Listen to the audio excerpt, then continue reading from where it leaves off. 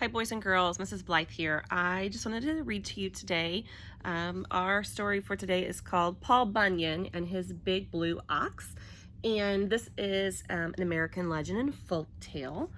This is retold to us by Virginia Schramp, and our illustrations are by Jess Yeomans. Anyway, this book, like I said, it's a tall tale and a legend, and with tall tales and legends, there's stories that are passed down from generation to generation, and these are exaggerated stories about real people, supposedly real people, and they are exaggerated and bigger than life characters. So I'm going to be reading you a bunch of these while we're on break, but today's is Paul Bunyan because this is a story that I remember as a kid, and I just could not believe that someone could be like Paul Bunyan. So I'm going to read to you, and I hope you enjoy it. So Paul Bunyan and his big blue ox. When this country was young, the forest stretched as far as the eye could see. People wanted open land for planting crops. They wanted wood for building houses. They needed the lumberjacks. The lumberjacks worked hard in the deep woods. They chopped down trees and hauled the logs till the stars came out. Then they sat around a crackling campfire. They told tales of old logging days when everything was extra big, even the men. And of course, they remembered the biggest, strongest lumberjack of them all, Paul Bunyan. I love a crackling fire. Some folks say that Paul Bunyan was the biggest baby ever born.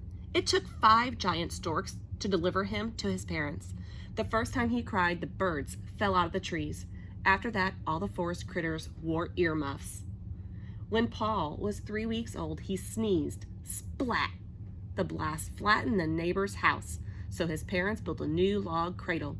They floated the cradle out in the ocean where their supersized son could stay out of trouble.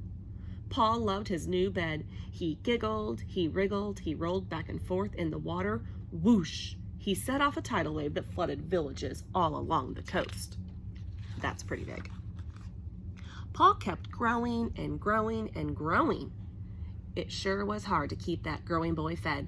Every morning his ma cooked up a dozen eggs and 10 pots of oatmeal. After that little snack, Paul was ready for breakfast.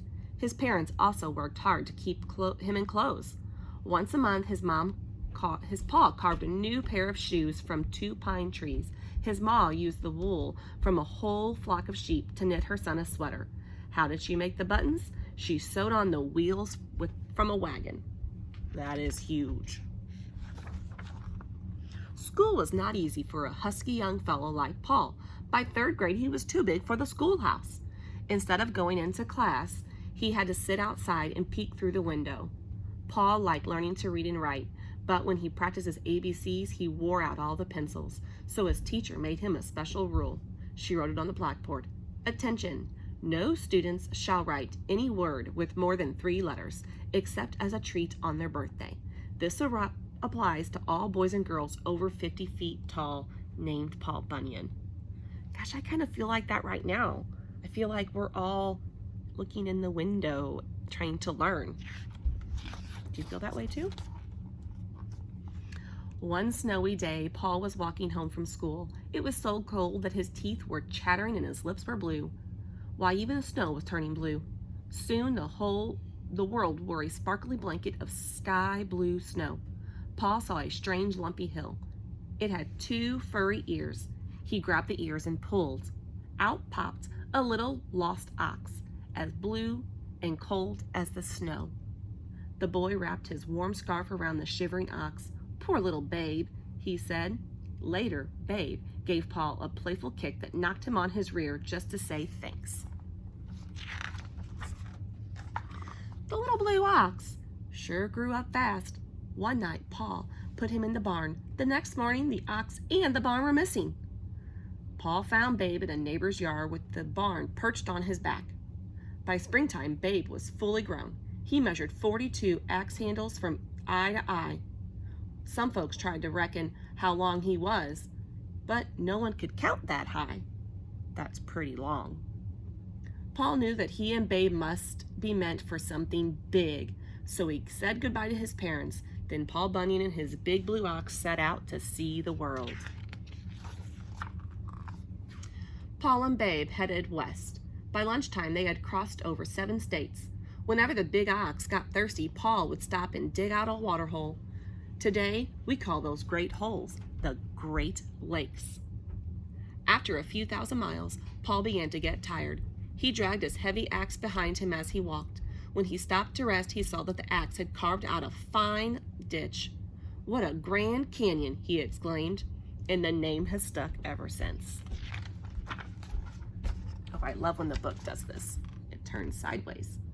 It took Paul nearly a week to walk across America.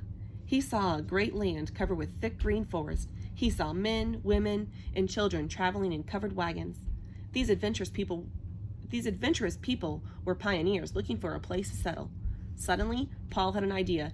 Timber! He swung his axe and felled 10 trees in one blow. Timber! In a flash, he cleared 10 acres. He piled the logs on Babe's broad back. Now there was room for the pioneers to start planting crops and building houses. He's being pretty helpful.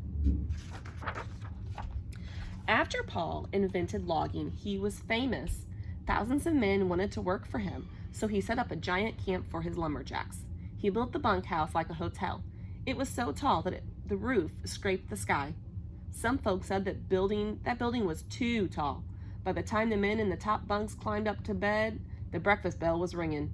"No problem," Paul said. "The men can float up on balloons at night and parachute down in the morning."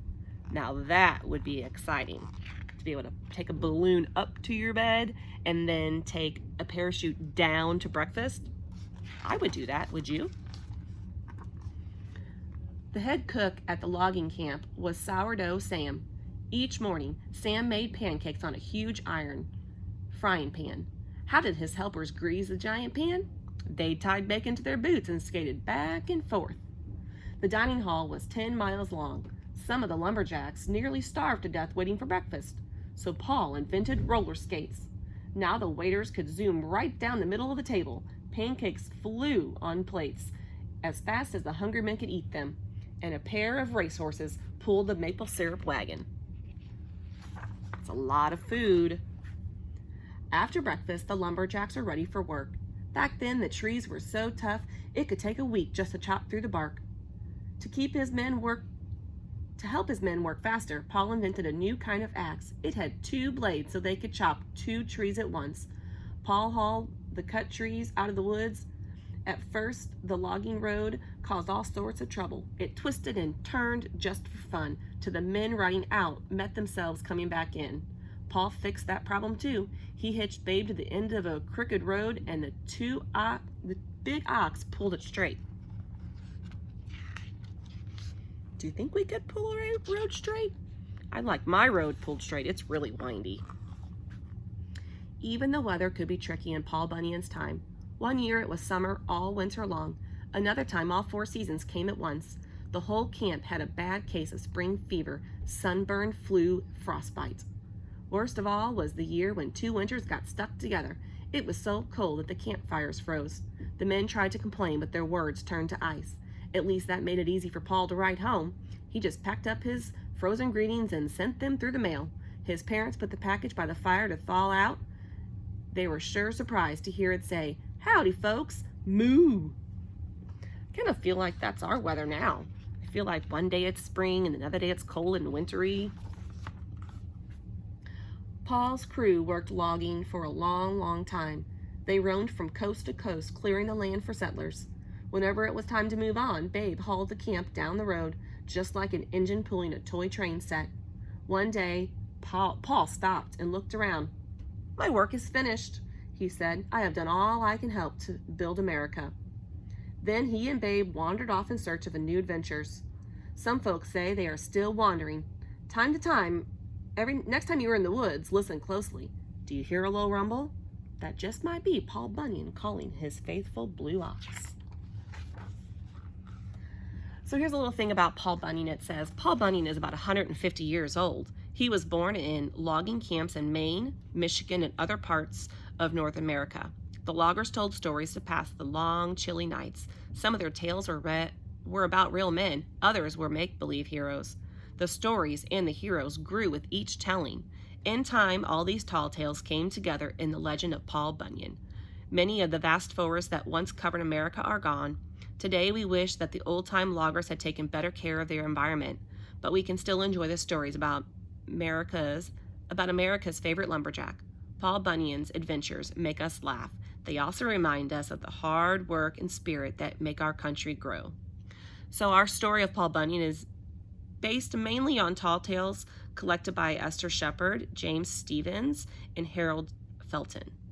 So I think this story was kind of fun. I love Paul Bunyan. It makes me think out of myself when I was a kid because, like I said earlier, I just loved this story. I think that it's fun to think about big giant pancakes that were made because I love pancakes. So tune in tomorrow and I will read you another tall tale. Tune in later today and I will read our chapter book to you if you'd like to listen. So bye, happy learning.